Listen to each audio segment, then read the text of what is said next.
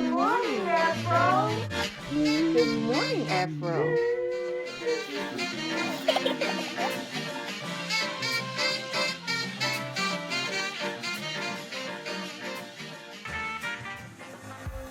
Today's story is Ruth and the Green Book by Calvin Alexander Ramsey, illustrations by Floyd Cooper, read to you by Queen India, of course. Let's get started.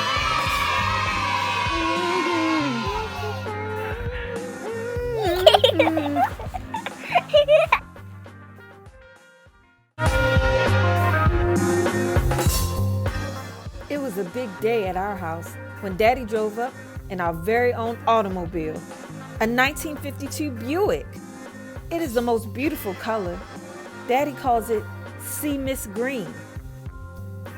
He bought it for his new job. But first, we planned to go on a trip to visit Grandma in Alabama. I was so excited to travel across the country. I packed my own bag, and Mama said I could take Brown Bear with me for company, even though I'm almost too old for him. As we drove out of Chicago, it felt funny to see the neighborhood disappear, and then the streets, and then the buildings. I love all the green grass and hills and trees. Daddy told lots of stories about when he was a boy in Alabama. He made us laugh. Eventually, we stopped and had a picnic lunch that Mama had packed. She had been cooking all week to get ready for the trip.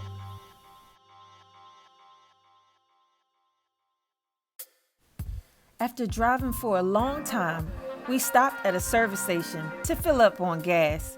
As Daddy was paying the station attendant, Mama asked for the key to the restroom. The man said we couldn't use the restrooms because they were for whites only.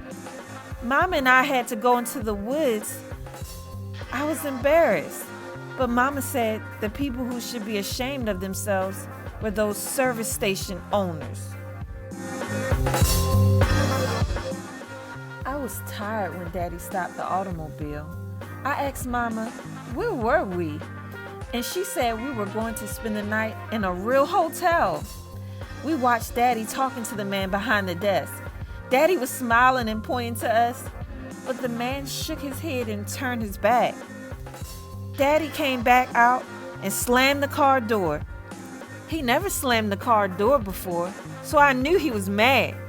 I wondered what happened, but I knew somehow it wasn't a good time to ask him. Mama gave me a look that said, Ruth, just keep quiet. So that's what I did. We kept on driving through the night. Mama took a turn so Daddy could sleep. I fell asleep with Brown Bear as my pillow. We must have pulled off the road in the middle of the night because when I woke up in the morning, we were all curled up in the car. I was stiff and hungry. Mama gave us cold biscuits and jam for breakfast. She said we should sing to cheer ourselves up. We sang a lot that day as we crossed the country. We had picnics at roadside stops for lunch and dinner because all the restaurants had signs in the windows that said we couldn't eat there. It seemed like there were white-only signs everywhere outside of our Chicago neighborhood. I felt homesick. I hugged Brown Bear close all day. We crossed into Tennessee. Daddy said his friend Eddie lived close by. He was sure we could sleep there. Eddie was so happy to see us. He gave me a big hug and told me that he knew me when I was real little. His wife Alice cooked us a warm meal and I ate too much. Daddy and Eddie used to play music in a band before they went off and fought in the war. They talked about how they traveled a lot back then and how they always had a hard time finding places to rest and eat. Daddy shook his head and said he had hoped that the war had changed things, but now he could see he was wrong. That night I went to sleep to the sound of Daddy and Eddie playing music together. Brown Bear and I were happy to sleep in a real bed with a real pillow.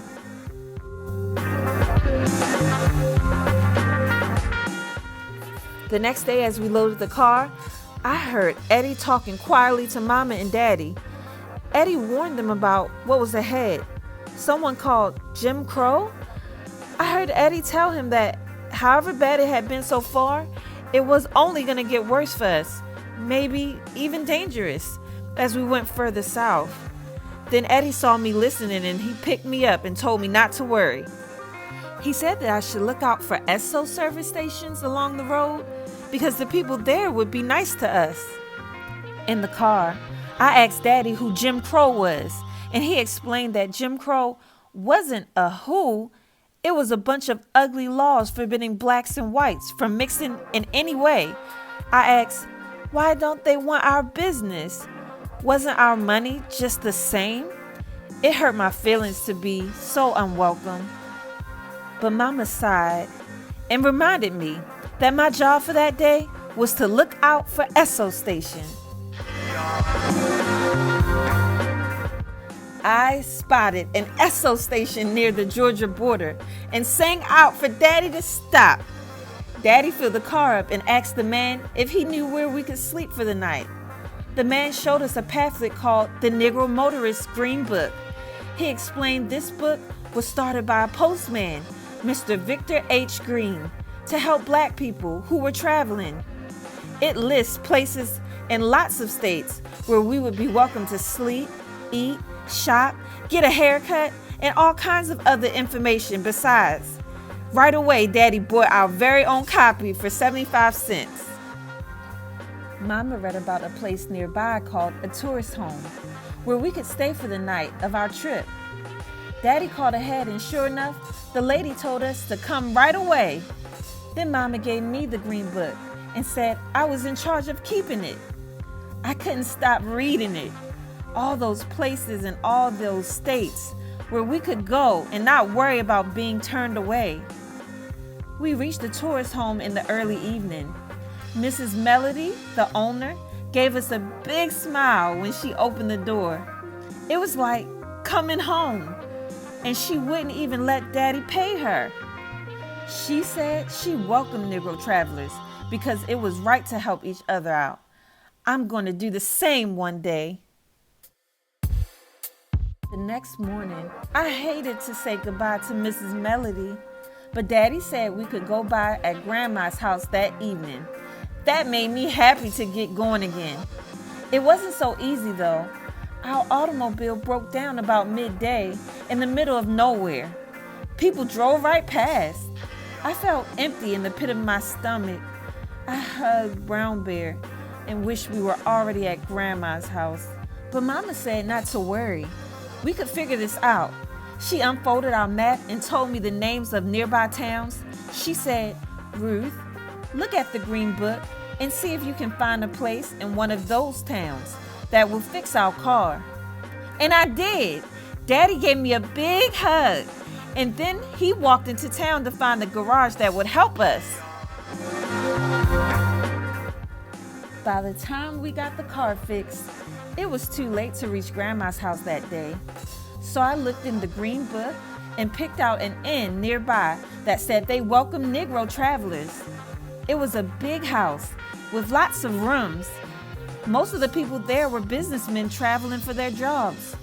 They each carried a green book. They said that they could never do their job without it.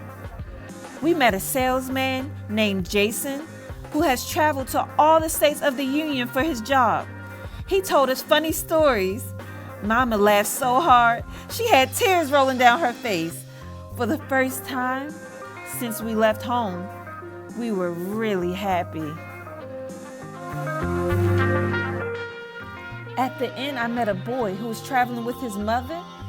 It was the first time he had ever left home, and I could just tell he was scared. I thought of Mrs. Melody, Victor Green, Eddie, and all the other people who had helped us, and then I decided to give Brown Bear to the boy. I told him that Brown Bear was a good traveler. I'm too old for Brown Bear now, and the little boy needed him more than I do. Then I told his mother about the green book and showed her our copy. That night, before I went to sleep, I thought about our trip. It was not what I had expected. Traveling could be scary, that's for sure. It made me sad that some people were mean to Negroes. But it helped to know that good black people all over the country had pitched in to help each other. It felt like I was a part of one big family.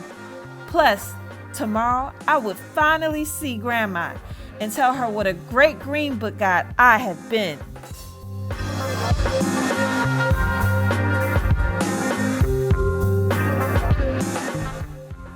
You have just listened to Ruth and the Green Book by Calvin Alexander Ramsey, illustrations by Floyd Cooper, narrated by Queen India, of course. Please join us again for more stories. Talk to you soon. Bye.